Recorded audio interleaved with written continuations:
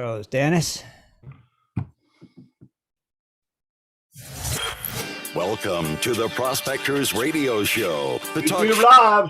Our community. Please welcome Rich Cooley, Indiana Gold Hunter Dennis Dayton, Kathleen Biffle, and your host, Tim Grimes.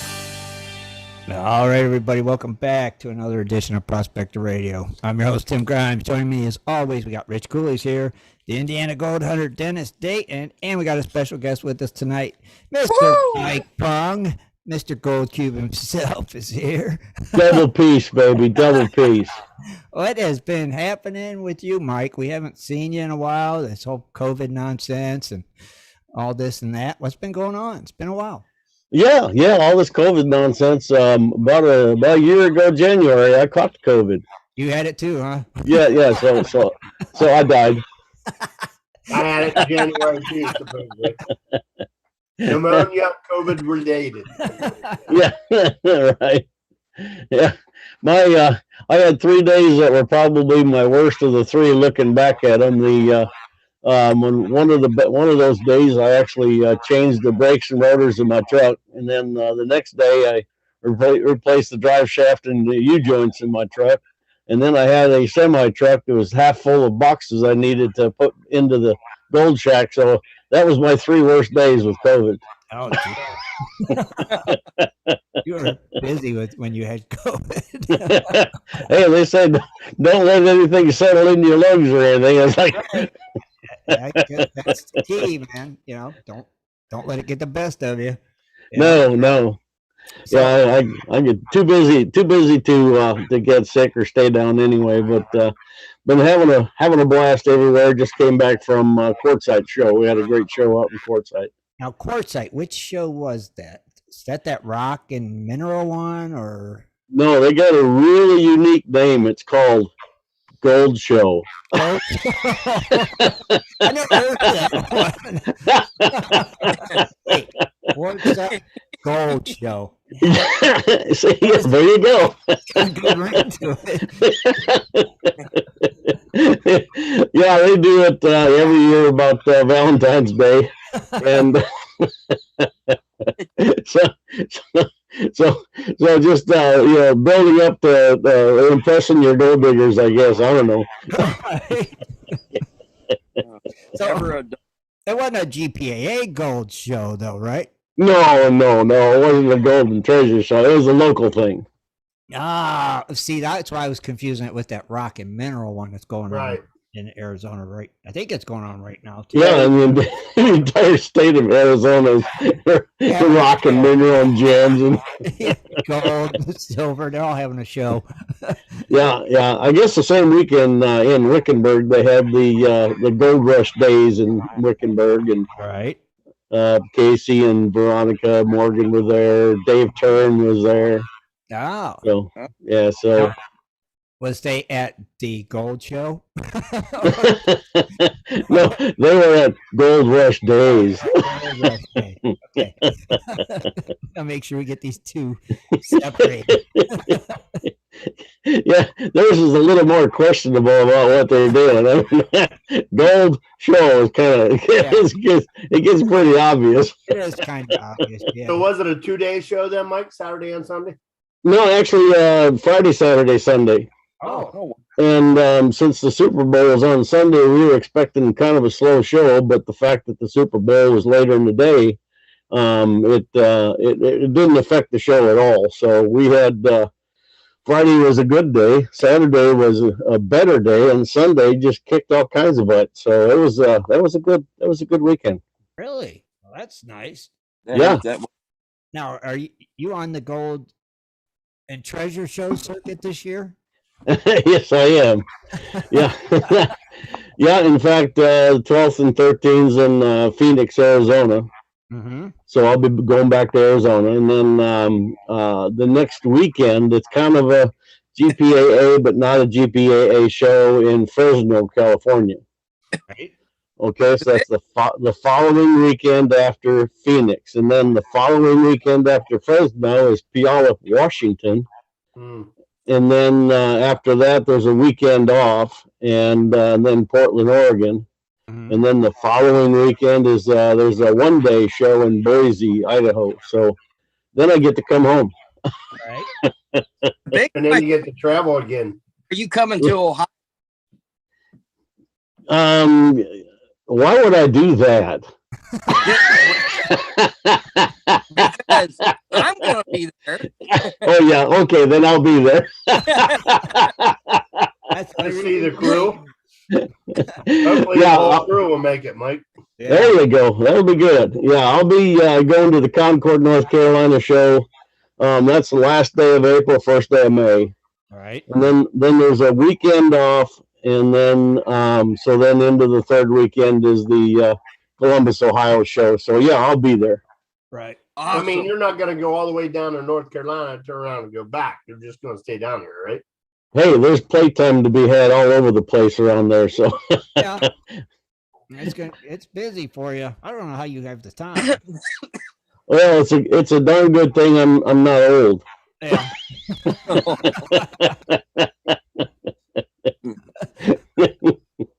Don't let the beard fool you. I just figured you'd cast a spell or something. Right. I just keep going until my eyes quit bugging. Well, you just let everybody else drive and you just fly there and meet them.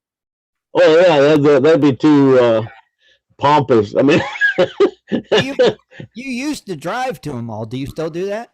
yeah, I still drive to all of them. Wow. I'm trying to figure out if I see. I like my time in between the shows. I stop in and visit people. I go, my bucket list is basically a list of where I'm going to take my bucket.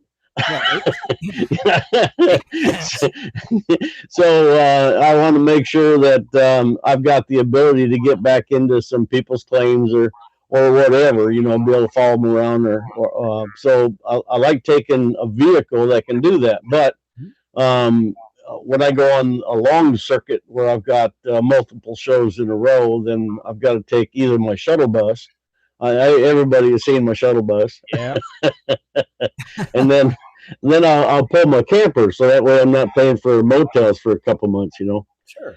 But the nice thing about that shuttle bus is I only lose about 1 mile a gallon by pulling that camper. That's it. That's it. So it brings me down to 2 miles a gallon.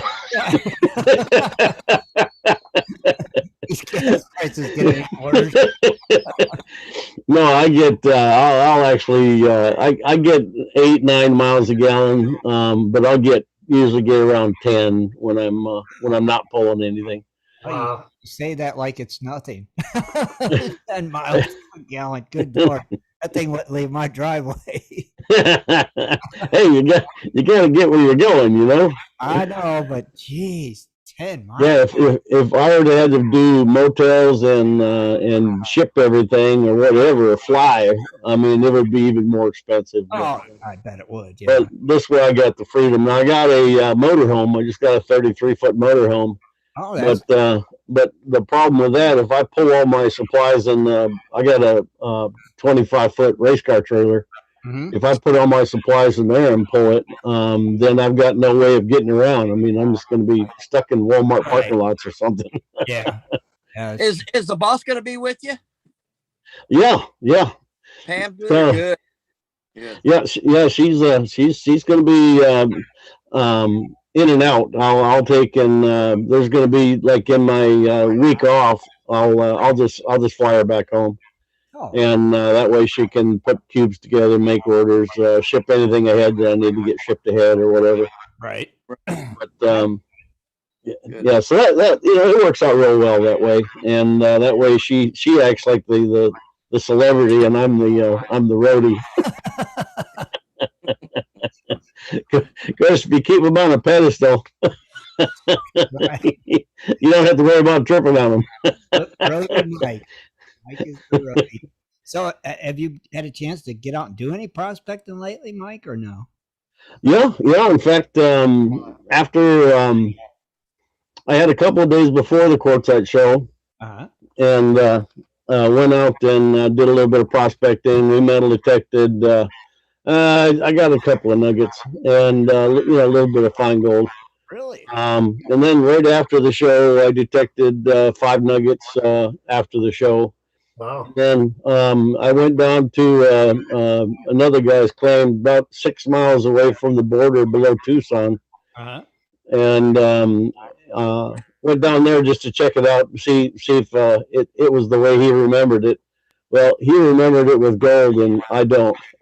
Gotcha. But yeah, we had fun down there. We found some ore on this ore pile down there that it just made the metal detectors absolutely scream. And tried picking them up with a metal detector or with a magnet, and the magnet wouldn't pick them up. So so I'm going to be interested to figure out what's part of this ore. And it was kind of yellow, and at night it glows, but I think it's safe. So you're gonna rock crush it then? See what's in it? Yeah. It we're gonna crush it up. There's a bunch of chalcopyrite. There's some arsenio pyrite in there. There's 2 types of pyrite.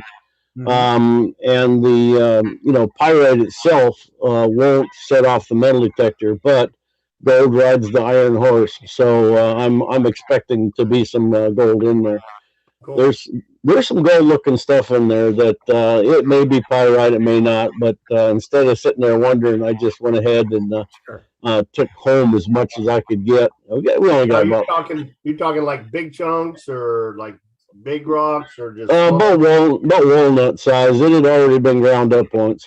Oh, okay. And yeah, so it was about walnut size. We only found about 5 pounds of the stuff that would make the metal detector sing, but we brought that home. We're going to play with it. What kind of detector was you using? I use 11 detectors all at once. Okay. Which ones are they? What's that one called? Yeah, that's a little bit more than octo. I figure you for a gold monster. Well, you're half right. I used the gold monster. I put the gold monster up on my shoulder, and I swing the 7,000. Okay. And so when I get a target with a 7,000, I pull the 7,000 away, and I'll swing it with the monster.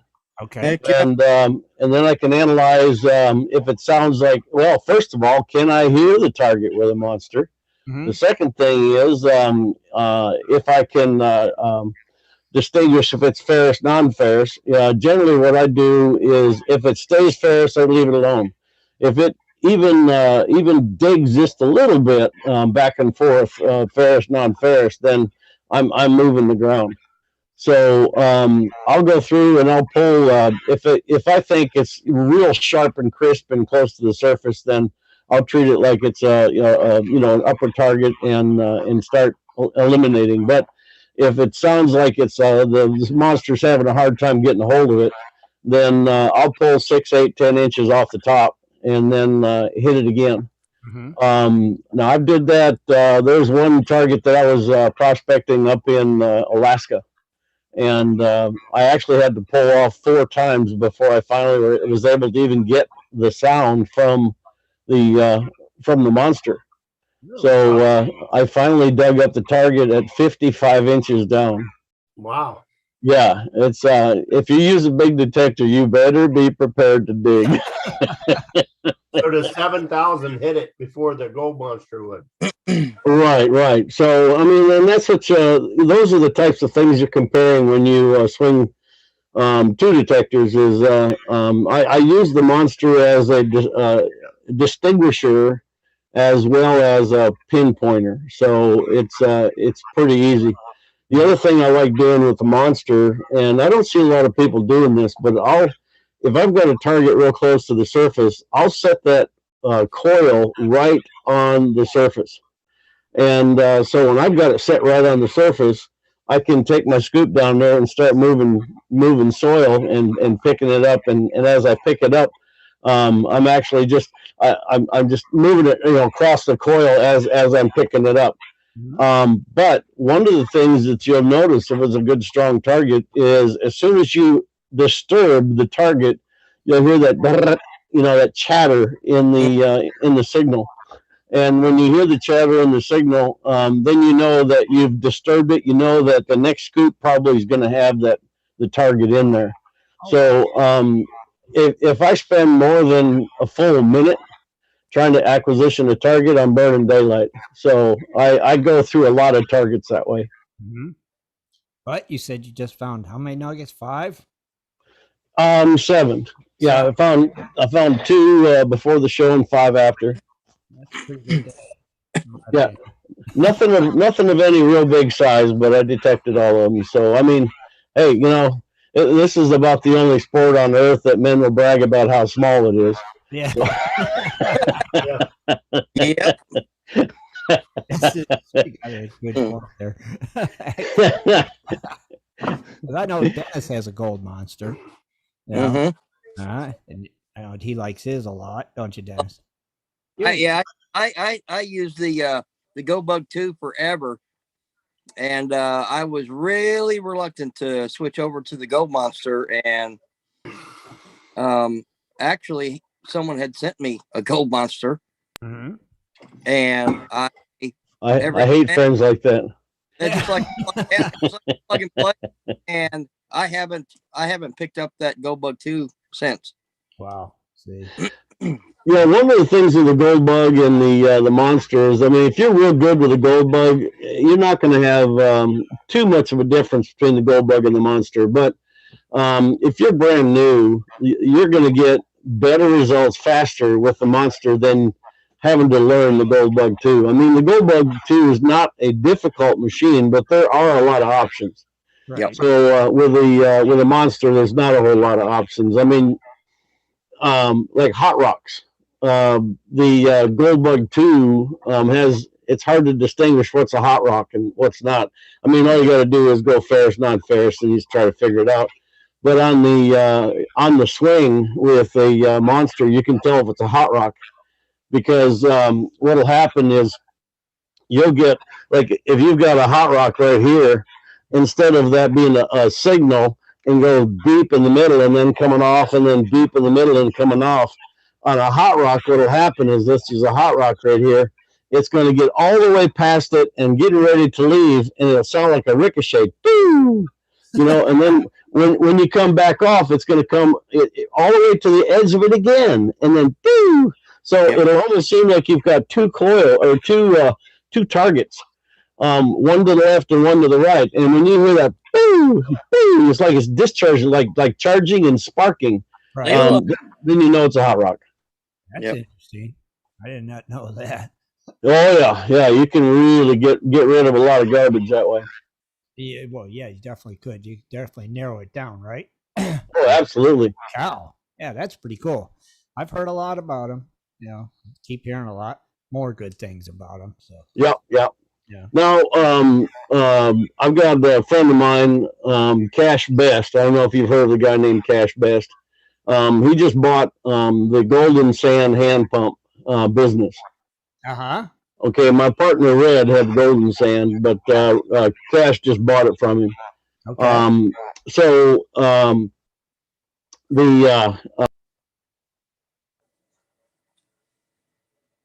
Can't hear you, Mike. I had a phone call come in. Do I need? No, we can hear you now. Can hear you now. Oh, okay. There we go. I was going to tell you something about Cash, and I forgot what it was. You said he bought Red's business. Yeah. And then. And there's 3 things that go when you get old. The first one's your memory, and then the other 2 are I can't remember. Yeah. On a bright moment in my life, I actually walked into a room the other day and knew exactly why I was there. It was the bathroom, but still, I knew exactly why I was there. I felt so fortunate. I'm interested. I want to know this other story now. What? I can't remember why I brought him up. What were we talking about right before that? He's talking about metal detectors. Metal detectors, and then you said the buddy of yours then ended up buying the golden sand. Yeah. Okay, all right. I remember. I remember. So nobody say anything until I say it was. Yeah. Anyway, my buddy of mine, Cash, him and I just purchased a Mine Lab dealership. Oh wow. Yeah, so we sell Mine Labs. I mean, how could I forget something like that? Right. Yeah. Just a little detail. Accessories. Yeah, so we won't be selling Mine Labs at every single show, but like Fresno, they didn't have a Mine Lab dealer there, so we'll fill in. So we'll make sure that all the shows have Mine Lab represented. Oh, that's cool. And and then we're gonna have our own little shop here in Oklahoma, and we're gonna be calling it the Diggity Dog Detectors. Nice. Well, that's good. Hey, I'll get a hold of you, Mike. That way, when you come to Ohio, a couple accessories that I want to get, I'll just see if you can get them and bring them to the show. Sure. There you go. Cool. Yeah, let me know. I will. Easy peasy. Man. Easy. Gotta love it. Right? You've been busy then, without a doubt. Oh yeah. We've expanded the Gold Cube building. We added another 24 by 36 building onto it because we're just need more storage. Right. So it's been a lot of fun. Having a blast. Out there in we're talking about asking if I did any prospecting. I went out to North Carolina. I actually found 16 nuggets out in North Carolina. Wow.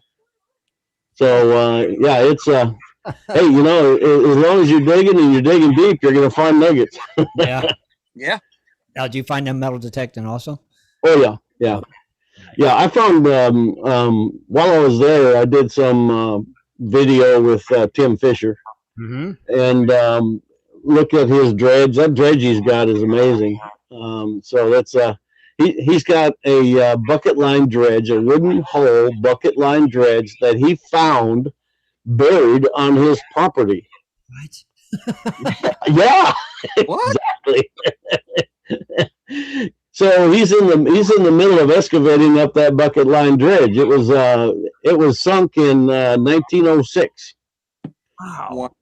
So he's got all the history about it and everything else. But so there's like as they pull dirt out of the hole of this thing, the whole of the entire inside's full of dirt and had trees on it that you couldn't even put your arms around. I mean, it'd been growing forever, you know. So they had to get all those trees out, and the timbers that this thing was made out of was like 8 by 12 timbers, the whole thing. So it's really cool. If you go to Eastern Outdoor Expeditions, and you can see a bunch of the videos there of the excavating and all that other stuff. Or go to Tim's Facebook page, Tim Fisher. There's a lot of cool stuff there. And so while I was there, we did some footage, did some banjo pan footage, did some Gold Cube footage, did some metal detecting footage. In fact, one of the shows I did, we were going through some of his tailing piles, and I pulled one of those nuggets out of that tailing pile on camera. Wow. That's really cool. Yeah, right. Oops. Yeah. Oh, here's a nugget. Can I do that? Is this going to start a gold rush? It's not catching everything. Man, so what else is have you come up with anything new for the Gold Cube in this time that we haven't seen you? Any more new accessories or? Well, we're making a stand. We're just getting ready to make a brand new stand that doesn't have any welding on it. Oh, okay. And so there's no welds to break, because that's kind of been a weak point. If people start breaking stands, they're not real happy. Right. But anyway, our new stand style, there's not going to be any welds on it whatsoever. So That's going to be pretty cool when it comes out. I tried to make it all out of stainless steel, but my price at stainless steel was like $85. Yeah. That's my price. So it's like no, I guess we're just gonna have to go with zinc plating, because that's not gonna work very well if someone's gonna have to pay 150, $200 for a stand. Yeah, that's a little pricey there for a stand. Yeah. Yeah. Yeah, but as it is, I mean, right now with the cost of steel and everything else, I'm still paying half of that. Yeah, it's ridiculous. These prices are affecting you a lot too, huh? Oh yeah, and I'm doing everything I can, trying not to raise the price on anything. So, right. Not saying that it won't happen, but I've been able to hold on for as long as I have. Right. That's all you could do, right? Just keep trying. Yep. Yeah, we're sending cubes all over the world. I mean, we're sending pallets after pallets to Africa and Dubai and South America, and Wow. yeah, that's crazy. There's the Mercury Free Mining organization actually wanted to check with the Gold Cube to see if there could be any possibility of mitigating mercury and stuff like that with a gold cube. And I already know it can, and I know it works real well doing that. But evidently, I was already too established, and they couldn't spend enough money on me, so they went to the next guys. Okay. Yeah. Sometimes with these organizations, I think they already know who the winner of a challenge is going to be before they get started. Yeah. But anyway, I figured I'd throw my hat in the ring and see what happens. But we've got a project coming up right now that's there's a bunch of mercury that was left behind, and we're going to be mitigating the mercury out of there, and there's gold, silver, and copper that was all in that area. It was from the old Spanish era. I mean, it's been there 200 years, and but they just got down to where the pond was, and it just loaded full of this stuff, and they found the old arrestor and everything. So it's going to be pretty cool. We're gonna video as much as we can of that. Right, that would be pretty neat. Yeah. You're definitely keeping busy. Yeah. If you sit down and coagulate, then you die. I just don't see how you find time to do any of the fun stuff you like between everything else you got going on. Hey, that's what you got to do. You got to make it all fun. I just know you're like busy. Yeah. So it's a lot of fun. I have fun doing it. I used to do a lot of woodworking. I closed down the woodworking shop because just didn't have enough time for that. But I've got a guy I sold that to, and every once in a while he's got a problem that needs to be solved. So I get to go in there and be the hero and then leave again. So I get my sawdust fixed. Yeah, you still got sawdust in your blood. Yeah. I got to see firsthand. I remember when you had that shop, Mike. You had all those properties there, and right. the bat you made, and I think you actually had some bed frames, wooden bed frames too, didn't you? That you had made. Oh yeah. If you picture a big house that has a curved stairway, okay, everything on that stairway has got to be bent. So all the millwork's bent, all the balusters and banisters and the renewal posts and everything all have to be turned. Every bit of that stairway pretty much wraps up what my business was. Oh, I got you. So I would get into multiple 6,000 plus big homes that people are trying to show off how much money they had, and I made sure I got as much of it as I could.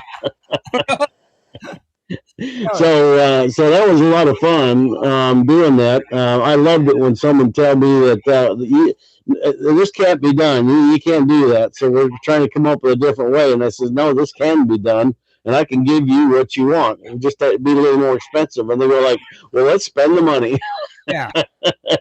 So I was a big problem solver. So I constantly come up with new techniques and everything in woodworking, and that it just followed through with the gold too. I mean, it's nothing but solving problems. Yeah. Yeah, because like when you're in the gold, you're basically always answering two questions. Number one was, how did I keep the gold I kept? And number two was, how did I lose the gold that I lost? So if you can figure those two things out, your accuracy and your take will increase, and you'll just be a more successful miner just answering those two questions. Right. Yep. And you did. Yeah, and that was a pretty slick segue from wood to gold too, wasn't it? Might have been. So, how many years has the gold cube been around now? In 2008, I started thinking about solving that problem.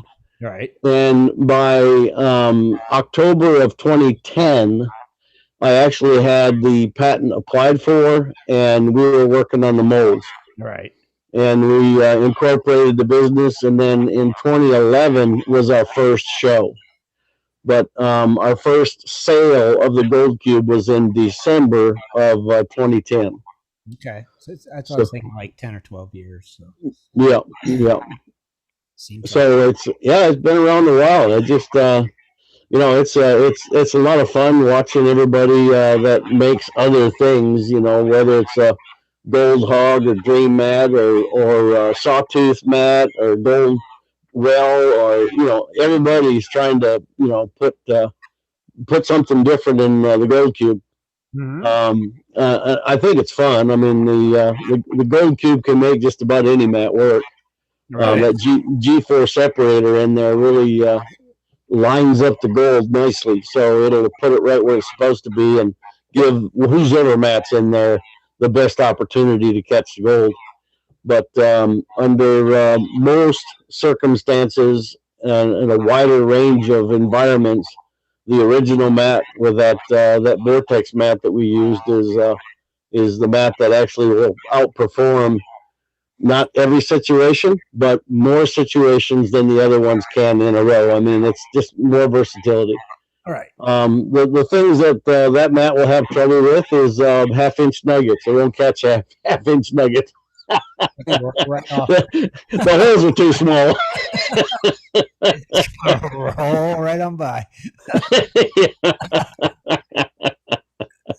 Oops.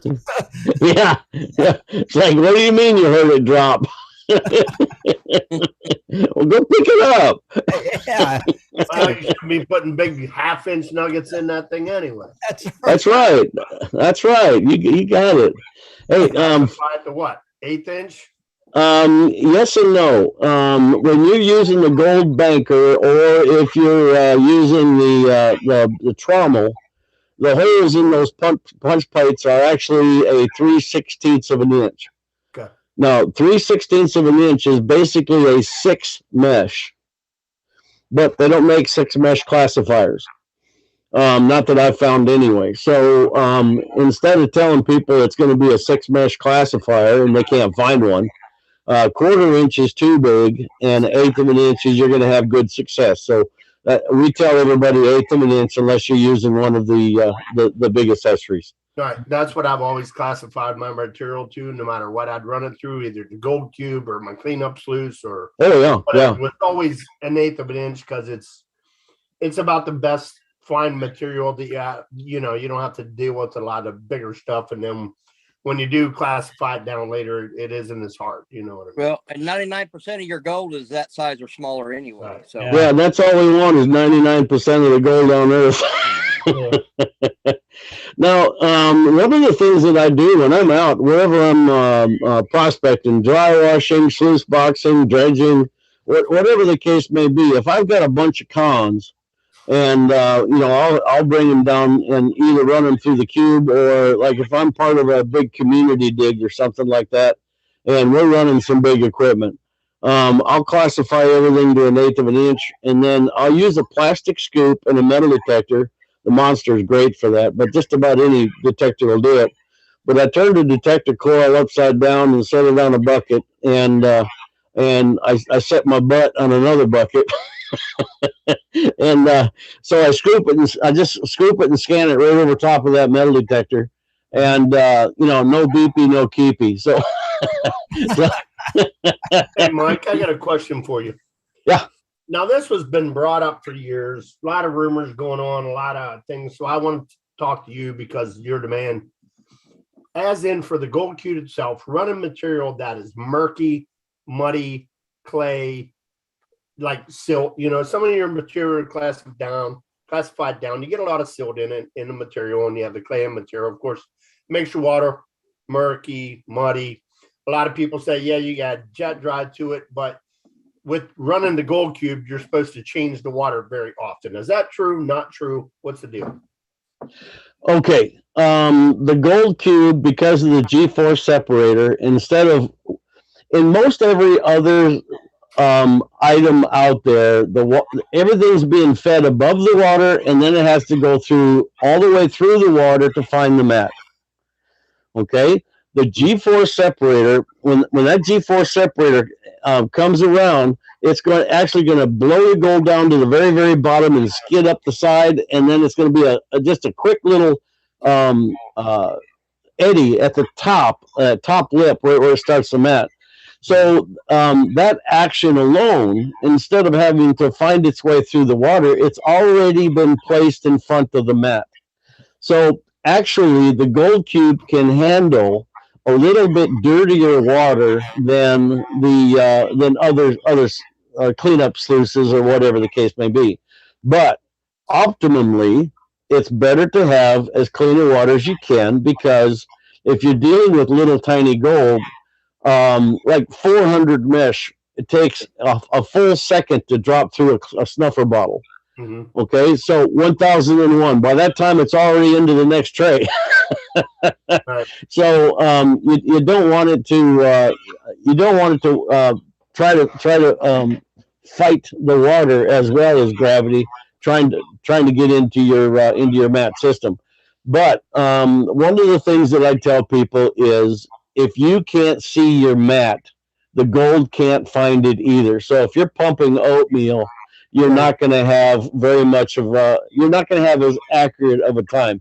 If it's your only choice, then go ahead and run it. Now let's talk about treating the water.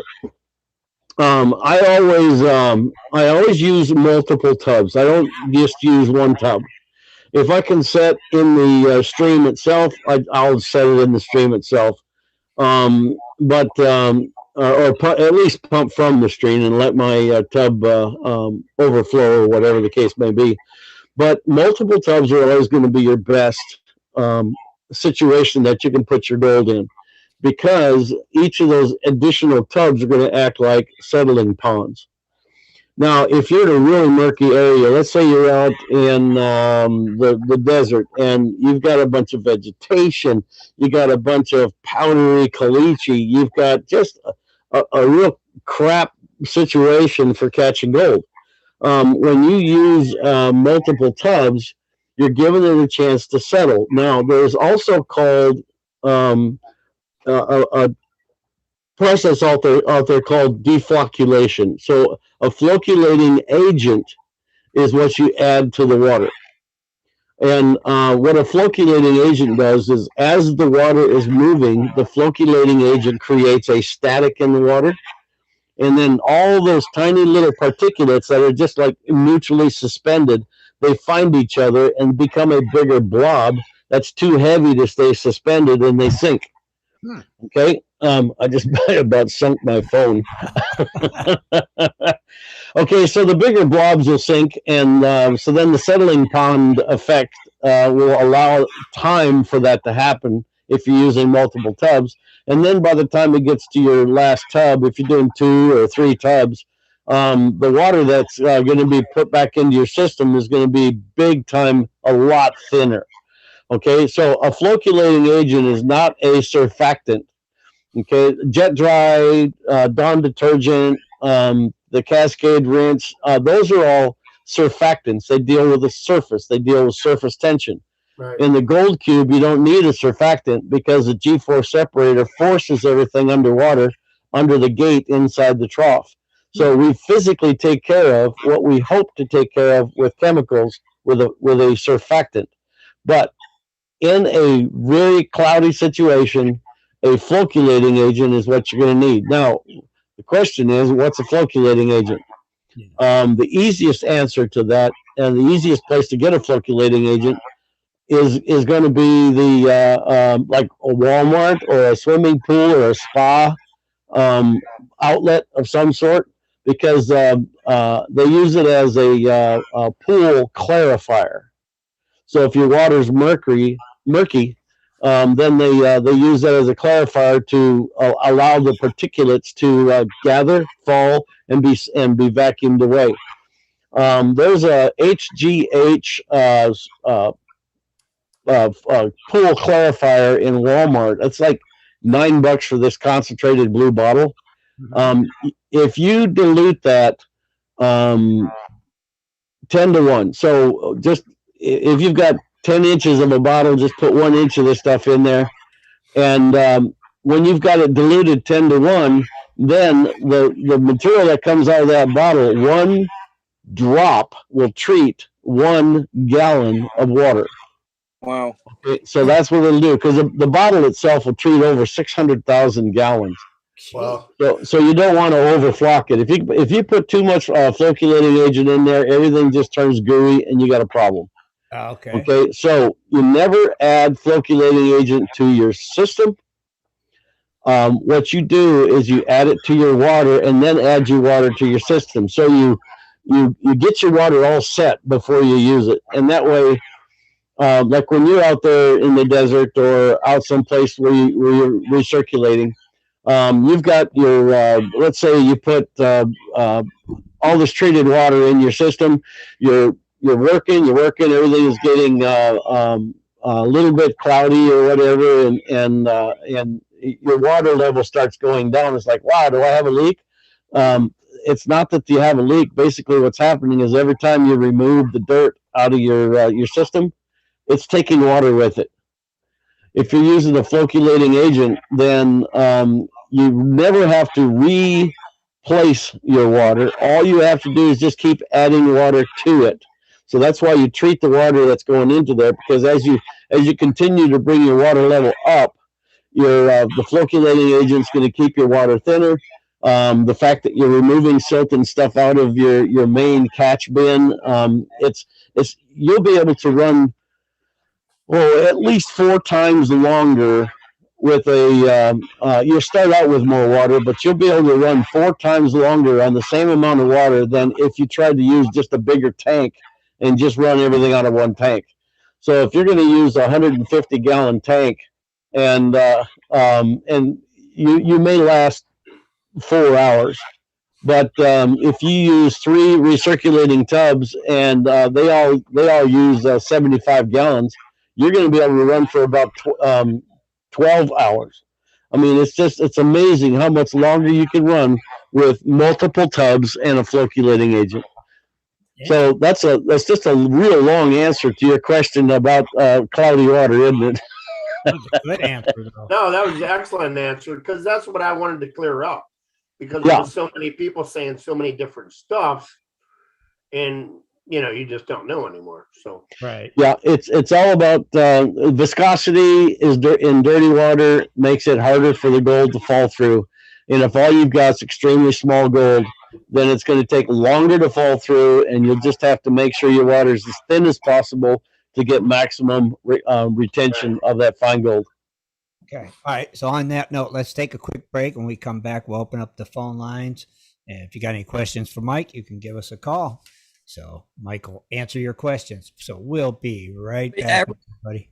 Gold prices and birthdays, or in a little bit. Yeah. Okay. After we come back or something. All right. Cool. We'll be right back.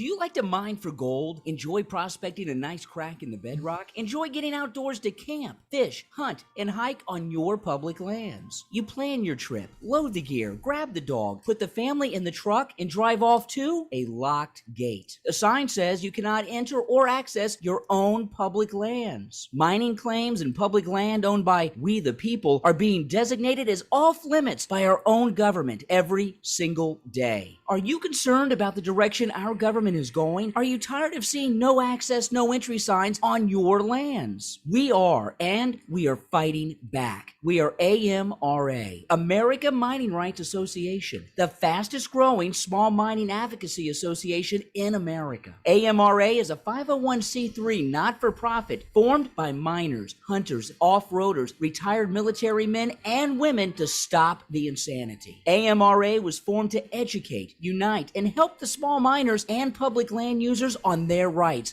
given to us by God. Do you want access to great mining claims? For a small tax-deductible donation to their miners' legal fund, your family gains access to proven excellent mining claims across America for an entire year. AMRA challenges the USFS, BLM, EPA, and the other agencies intent upon stopping you from enjoying your own lands. You are who pays these people's wages. It is time they listen to us. We need to unite. And that is what AMRA is doing. As you sit here right now, thousands of acres of public lands are being closed, locked, and blocked from use by you. Are you fed up yet? Join us. Get in on this fight and let's restore America to what our families fought and died for. Freedom. Just visit AmericanMiningRights.com. AmericanMiningRights.com. Also, check us out on Facebook at American Mining Rights Association. AmericanMiningRights.com. In 1858, gold was discovered in the rivers of New Caledonia. This discovery would spark a massive gold rush. Today, the search for gold is much easier, yet still challenging with Dirt Hog Pay Dirt. At Dirt Hog, we pride ourselves on our gold and guaranteed gold amounts. Just visit DirtHogPayDirt.com today and buy yourself a bag of the best pay dirt concentrates on the market. Order with confidence in Canada and North America. DirtHogPayDirt.com, the best gold concentrates on the market, period. Also, be sure to check out our Honest Bonus program. If you're interested in gold prospecting or treasure hunting as a career, hobby, passion, or just something you're interested in getting into, you have to visit goldprospectorspace.com. At goldprospectorspace.com, you'll find forums, chats, videos, blogs, sections on dry washing, metal detecting, high banking, and so much more. At goldprospectorspace.com. There's a store, classifieds, and at goldprospectorspace.com every Sunday night at 7:30 Eastern Time, tune in to Prospectors Radio, the talk show for gold prospectors and treasure hunters. GoldProspectorspace.com is a social network with thousands of members, and everything you need is at GoldProspectorspace.com. Sign up today and get connected to others who share your love of gold and gold prospecting. Let the treasure hunt begin at GoldProspectorspace.com. GoldProspectorspace.com. Welcome back to Prospectors Radio. If you have any questions or comments for us, give us a call at 419-520-7574. And now, here's your host, Tim Grimes. All right, we're back, everybody. Mike Pung is joining us. Let me change this view. Okay, we're all back here. So if you got any questions for Mike, you can give us a call at 419-520-7574. Mike will do his best to answer your question, I'm sure. Right, Mike? Hey, if I don't answer the question, I'll make you laugh. Yeah, you'll do that anyway. Yeah. Guaranteed. Gosh. So can we look forward to your jokes this year at the Golden Treasure shows as always? Yeah, both of them. Both of them? Isn't it the same too? Until I come up with another clean one. All right, that was fast. All right, hello caller. What's your name? Where are you calling from? Hey, this is Jeff from NGIU, Hey. Golden, Utah. How you doing tonight, Jeff? All right. We got a quick question for Mike.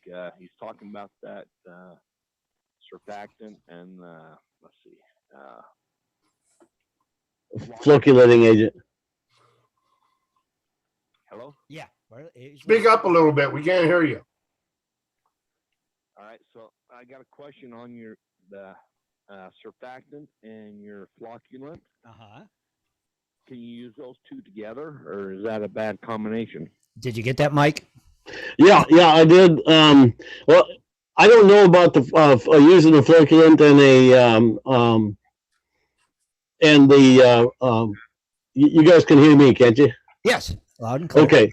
All right. Yeah, I don't know about you combining a flocculant and a surfactant together. I'm sure there's some of them out there that will chemically not like each other at all. That's one of the nice things about the Gold Cube is you don't have to use a surfactant. So that way, if you just stick to the flocculating agent in the Gold Cube, you're not going to have the chemistry problems. Oh, good. All right, that's a good deal then. That worked, Jeff? That's my question. That's my question. Thanks for answering. Cool. That's a good deal. Thanks for calling in, buddy. All right. Talk to you later. See y'all. All right, take care. Bye, bud. Bye.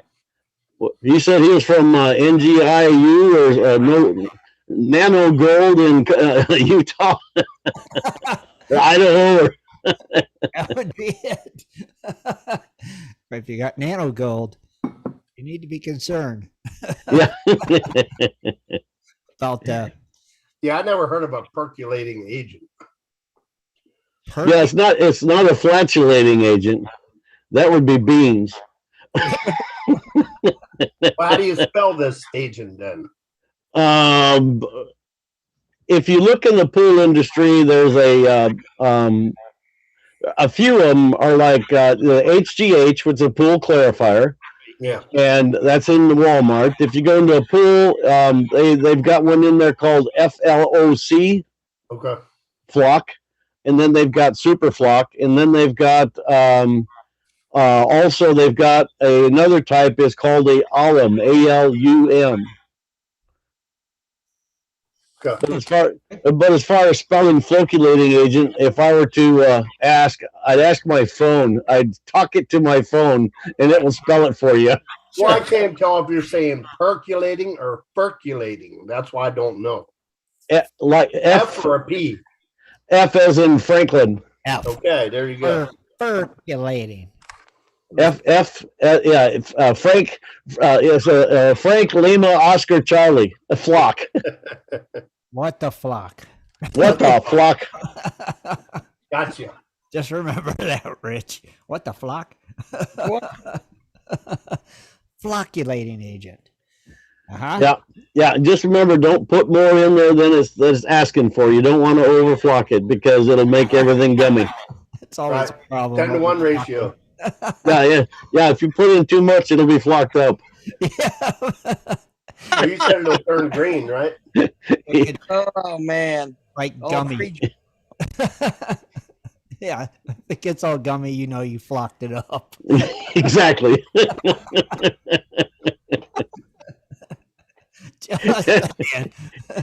I knew I could drag you guys down. oh man, Take much. No. doesn't take much. Nope. We're already going. Oh, we just gotta get some more callers. Yeah, that's right. There got to be more than one person out there that has a question for you. I'm sure. Well, let's talk about the banjo pen. Yeah, I haven't heard much. Yeah. About it. What's been going Well, on? there's a video I've got on my website, goldcube.net. In the videos, hit the banjo pan area in there, and there's a video that shows Red is shoving into the banjo pan that I'm operating, and we call that production panning.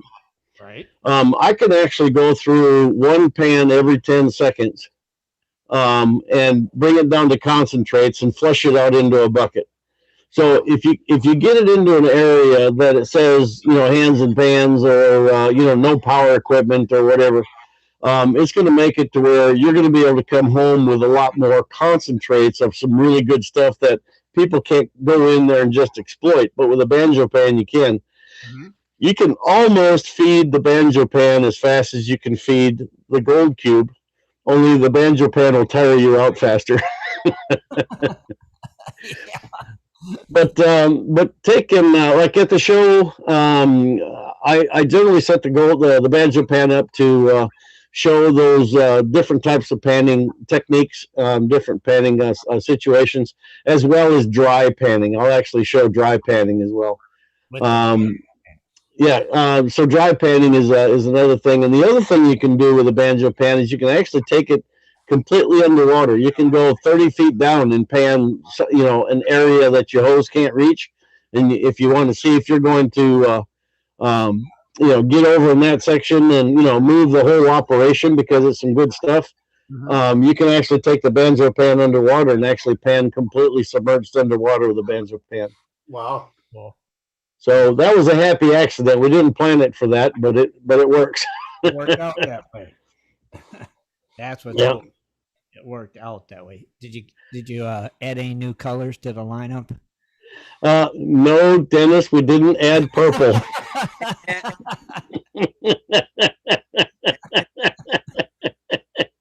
I seen where you were leaning. You knew that. Absolutely. Gotta be a purple one. Well, I tell you what, I've got a friend of mine that helps out, and I was with him prospecting in Arizona. His name is Paul Sutherland, and Paul also likes the purple color of the Martin pan really well. Right. Yep. See. Yeah. So that's I really don't have any plans to go purple. But you just never know.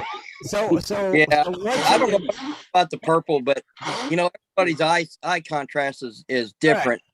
But man, purple, when gold gets on a purple pan, my gosh, it just pops. Oh yeah. To me, I mean, it's just that and then blue. So how much is involved, Mike, with making a different color run? Is it a really big deal? Do you just, because I don't know how this whole process, do you use those little plastic beads and do an experiment? Yeah, it's just a question of different dyes, dyeing agents, not dyes, but dyeing agents. I mean, but whenever I make a run, I've got to do 500 pans or more. Right. So it would be a pretty big run. The changeover from one color to the next probably waste about 20 pans with just weird, strange colors that didn't quite clear out or whatever. Yeah. So purple and green would probably make you throw up instead of cedar gold. So. Oh, then you get those special colors, the swirl pan, which we've it'll be the swirl banjo pan. Yeah, rainbow. Yeah, let's do rainbows and unicorns. Yeah. They're unique when they're like that. They're kind of one of a kind-ish when they. Yeah, it's a treasure. Yeah, let's bury it. I don't know about all that, but. but yeah, it's the banjo pan. It's every single pan out there's got its place. There's no pan out there that I've ever had the opportunity to use, and I've used almost everything out there. There's no pan that can process down to a concentrate faster than the banjo pan can accurately. Wow. So for production panning, that really fell into its mainstream of. Here comes a phone call. All right, caller. What's your name? Where are you calling from? This is Steve calling from Ohio. Hey, Steve. How are you tonight? Hey, doing pretty good. All right. I'm one of those people that's had the gold cubes from the early days. And so I have a kind of a two-part question. Is there anything you can do to extend the life, or is there a mistake people make that shorten their life? Yes. To extend the life of the gold cube, just make sure that you don't leave it out in the sun. Don't leave it outside, or like in Dennis's case, keep it away from fires. Yeah. But that's about the only thing. We've got a rubberizer, we've got a UV inhibitor in there, but that's just in the plastic. If the mats get a lot of sun, they can start getting a little bit brittle. A mistake that could happen that could decrease the life of the gold cube, aside from kicking it around, not really. But what you can do is if you're doing a cleanup, and every time that you clean up, you scrub your mat. That scrubbing is going to wear out your mat. Every time you scrub the mat, you take about 10 uses off of it.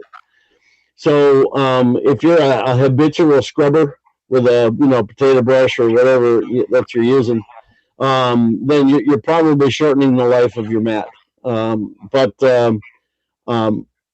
once your mat starts turning gray, like a brown, gray, tannish, that means there's a slight film of dirt that's on your mat. I love that. I know that when my mat is seasoned when that happens, and that light film of dirt will actually help wick the water into the mat to where you can get the bubbles and get the mat wetter quicker, and not even need power. I mean, you can just splash water on it and it'll get wet. So don't get your mats 100% clean. If you're trying to scrub all the gold out, don't worry about it. If it's your gold cube, it's still your gold. It'll be there next time. Yeah. So just be nice to the mats. Let the mats do their job. Don't scrub the crap out of them, and they'll last you a long time. Okay. So spraying them off is typically close enough to good enough. Right. I usually, like when I'm doing the cleanup, like when the mats are brand new, then you use a scrub brush to clean the manufacturing oils off of it. Use a Dawn detergent or some kind of kitchen soap, and that's the only time you have to do that. And if you're having trouble getting the bubbles out when the mat is really brand new, then generally what I'll do is I call it forcing the mat. I'll take some fine sand or something like that and just mix it into a mud and just kind of just fill the mat full of sand, water and sand, and that's going to take up the area that could possibly be an air bubble. And then when the water comes in, the water's going to say, well, you're not heavy enough, you're leaving. But meanwhile, it's kicked out the sand and left all the water, so all the bubbles are gone. So that's called forcing the mat, and you may have to do that the first few times you use it. And but if you just take the hose and the pump and you just turn it on, just turn it on its side and just put your thumb over top of the hose and just use it as a sprayer, and just keep forcing that water into the deepest parts of the mat, then usually that's all it's going to take. Okay. All right. Okay. Yeah, I can't afford to buy another one right now. I just wanted to make sure I don't destroy the one I have. That's right. There you go. Thanks for calling, Thanks, buddy. Ron. We appreciate Thank it. you. All right. Take care. Bye. Bye, Steve. Awesome. Very cool. That was a good question. Yeah. Heck yeah, because you want Well, that just brings up a point. I mean, like when you fired up, like say you had this gold cube for a while, you use it every time, and you go to fire it up, there still be bubbles in the grooves and stuff, right? Are you supposed to smooth that out or? Okay, there's like 7,000 little opportunities for bubbles in your mat. Okay, so you want to get out as many of those as possible because gold hates to get wet. So if it can find a surface to go across, the surface tension is the bubble. It's just going to slip across there. It'll be a fun ride for your gold, and it's not going to catch until it gets down into a pocket. So what's the secret of getting in there once it's set up and you notice there's bubbles in there? How do you do it? What do you do? Well, generally my method of setting it up is I get it completely set up and leveled and everything the way I like it, and then I take it apart. And then I start just getting I use a spray. I use the spray, or like on mine, it's so old. I can just splash it, and when I flatten it out, I can see that it'll hold water. It's all 100% wet. Okay, so then I just keep stacking it up until I get to the top. Now, when if it's a nice bright sunny day, you can actually look on the side and see if there's any bubbles or not. If there's a bubble or two, if you can't see it, then another way you can check it is just look in there and shut the water off, and give it about 20 seconds. And when you give it about 20 seconds, if the water level inside the mat just kind of like gets lower and lower, then you're good. You're ready to go. But if you start seeing pop, pop, pop, pop, you start seeing the little bubbles pop because now the water's off of them, then you either got to take it back apart and spray it again, or if it's just a couple of them, turn your water back on and just reach up inside there and just like slap it. Just give it a slap, because that slap interruption will help pop those bubbles. And when you lift your hand back off in that slap, it'll actually let the water take the place of those air bubbles. But you can't just start with a dry mat and do that, because you'll be sitting there slapping that thing for a long time. People will look at you funny. Yeah. Well, I've seen people before fire them up and let them run a little bit, and then they look at it and then they shut it down, and then that's when they, do their thing to get rid of the bubble. So. Yeah, I've even with my mats, as seasoned as they are, if I just get lazy and don't pop the bubbles in my last tray, at the end of the day, after running it 4, 5, 6 hours, at the end of the day, I'll look at that bottom tray, and when I shut it off, there's major large areas that still the bubbles pop, and there's no dirt in it because it was all bubbles. Right. So the water is going to protect that bubble from popping as it runs. The dirt will go across it. The gold will go across it. Mm-hmm. So if you don't give the cube the attention that it needs, then you may have trouble. And that's just almost every mat that people are trying to get in there. You've got to make sure the bubbles are gone, because gold doesn't like water, and it's going to take a ride over the air every chance it gets. Okay, so you got to make it to where it doesn't have a choice, and getting the bubbles out of there is the only way to do it. Very good. That's why I wanted to make sure we covered that. Yeah. Heck yeah, that's cool. Interesting. Did not know that. But that match had lasted 2 years. Oh, you did? I did, because I had that experience, and I watched it do it. Yeah, I watched the gold slide right over top of it, and I was like, I'll be damned. You're like, what am I doing wrong? Yeah. So what I did was I got a toothbrush, and I stuck a toothbrush in and went over and just ran it across the bubble, and the water just came right over top of it. The bubble went away. And okay. Now, here's another thing that I've done in the past. Well, I haven't done it. I had someone that was saying, I just can't get the bubbles out. So I said, just take a bottle of Windex with you. So they spray the entire mat with Windex and then turn the water on. Well, Windex is like a surfactant, because it's trying not to leave any stains or streaks. Right. Okay? And just about anybody can get a hold of a bottle of Windex. So that's another way that you can pre-wet them with Windex, because it'll stay there, and when the water kicks on, it'll flush out your Windex. But but you'll also it's a faster way to get the bubbles out. But if you're in an area that there's a lot of people, you don't want to have people see you using chemicals in the water. Yeah, it's Windex though. Hey, like, come here, it's fine. Here, let me spray it in your face. I'll prove it to you. In front of the gold cube in the water, then you'll see a ring. It makes it look like there's some kind of chemicals in the water. Yeah. It prevents streaking. So yeah. The fish oil won't be so bad. Yeah, God forbid that. I'll tell you. Yeah, right. So that's some cool old tricks there. I like the Windex one. Yeah. Or a tablespoon, and if you got just a water spray bottle, just a typical water spray bottle, just put about a tablespoon of Jet Dry in there, and then and the rest of the way with water. That's actually what I use. That's a good idea. Just spray it down with Jet Dry. Yeah, just not very much. Not very It's much. just like don't over surfactant it either. Yeah. or over flocky it. Yeah. I never heard of that other stuff that you said about it because I will always just use jet dry. I mean, Well, jet dry and a flocculating agent are two separate purposes. right. The jet dry and Dawn, they treat the surface. I like calling that water spider highway. That's what the bugs in leaves and everything else will get stuck on the surface, just like gold will get stuck on the surface. Mm-hmm. My only carnival trick at the shows is when I do a cleanup, and I haven't got any of that water treated. It's as hard as it comes out. Okay, here's another caller for you, Mike. All right, caller, what's your name? Where you calling from? This is Jaron, also from No Gold in Utah.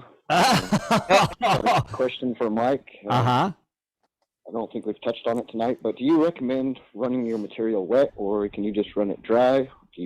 Does it matter? My favorite answer is yes.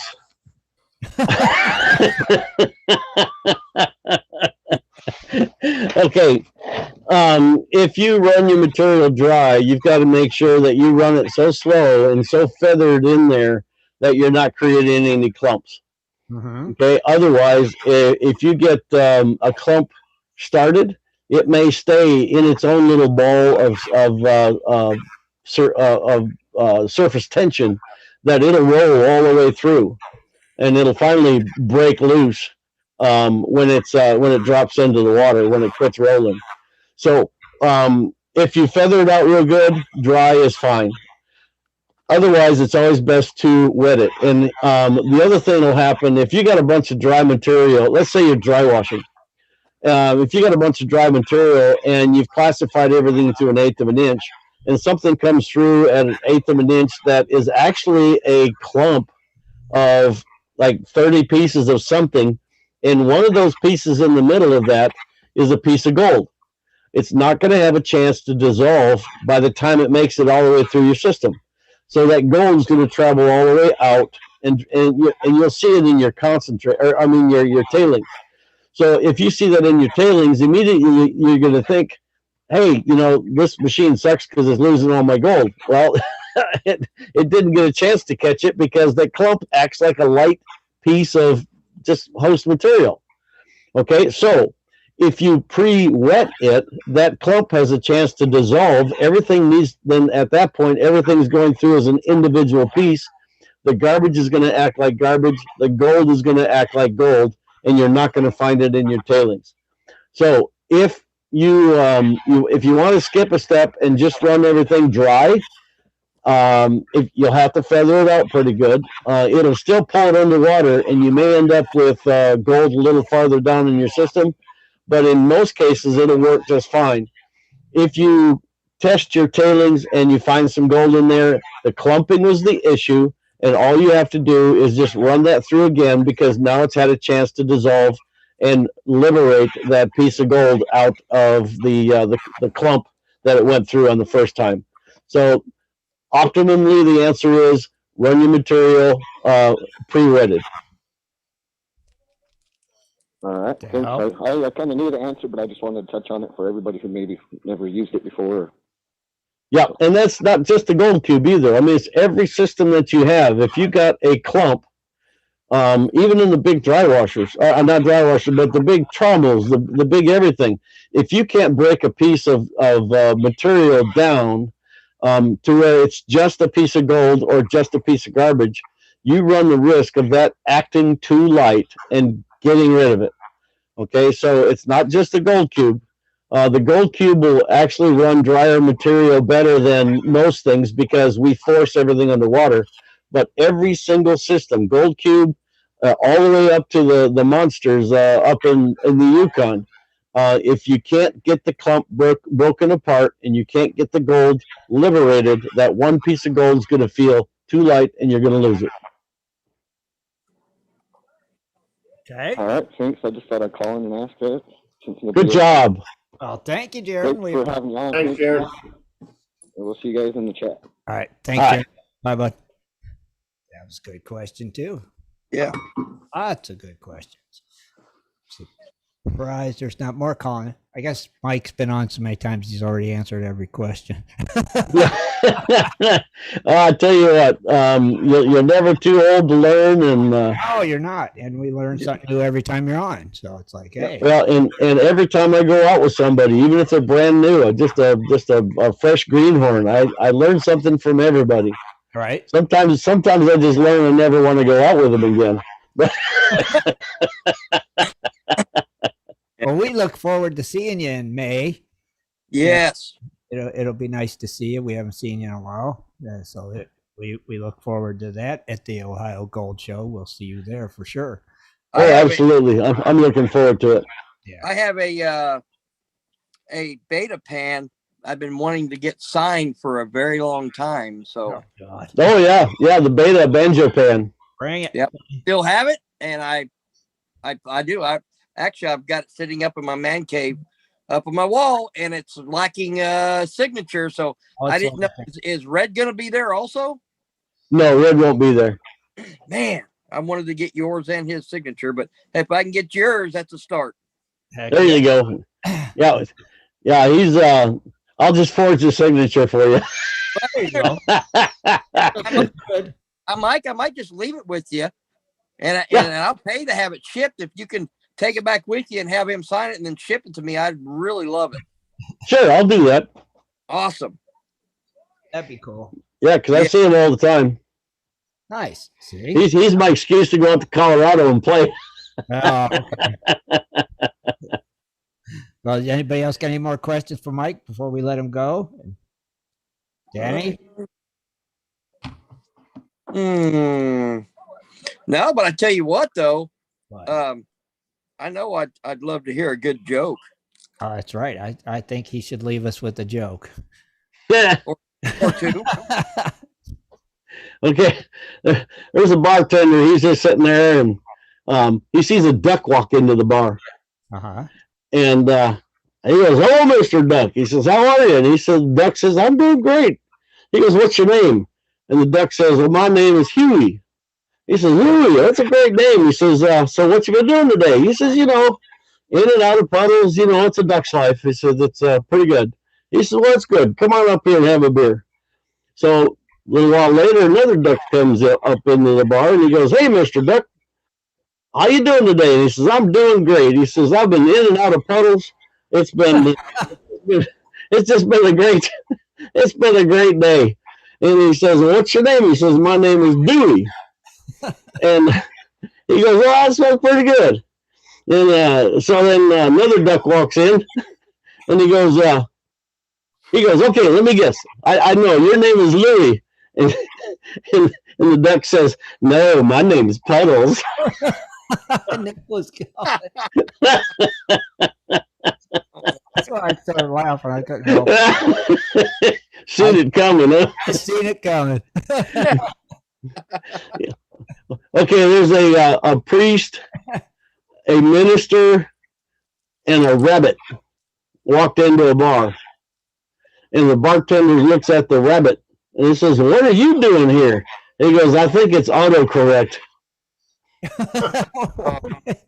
Rabbi. Oh.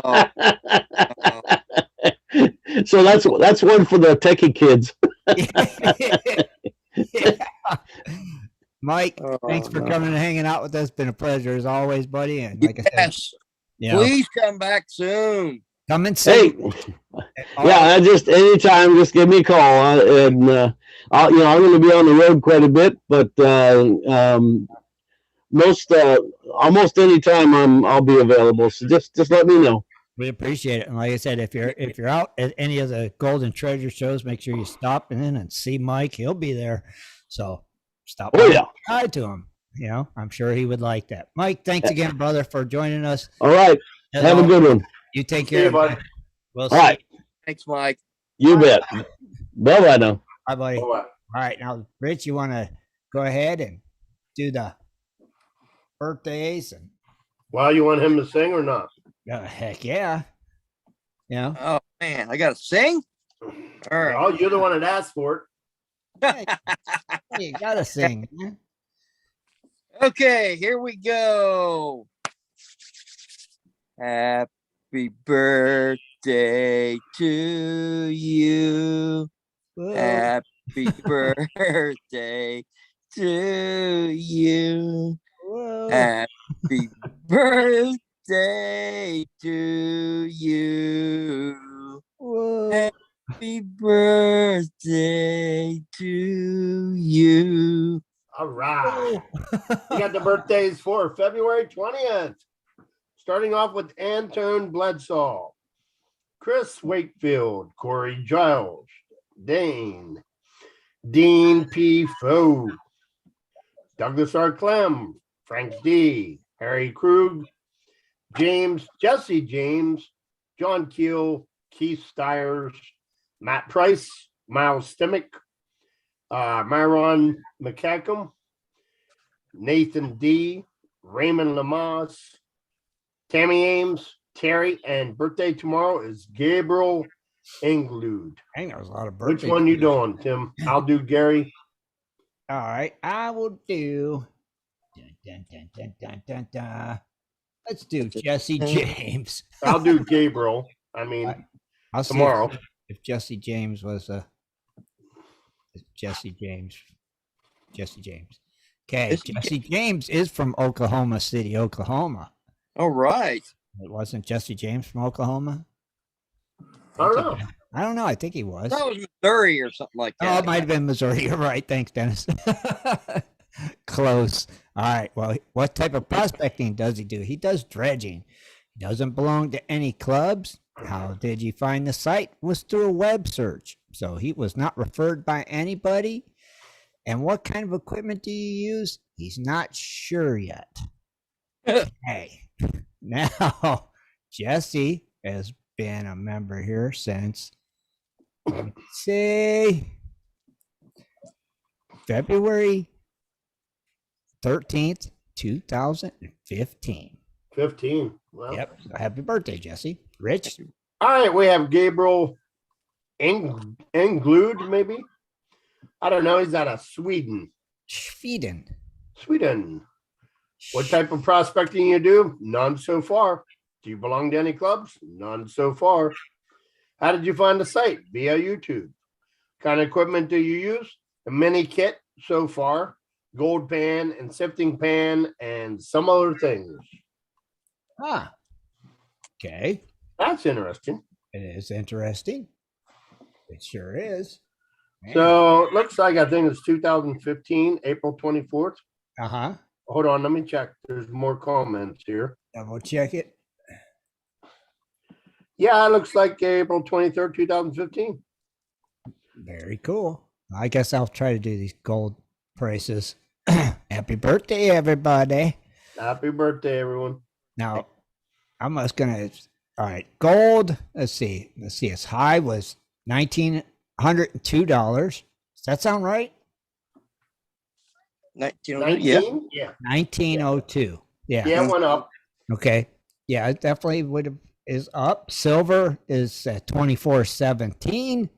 So it's up. It was 23.85, I think, something like that. Platinum is at 11.02.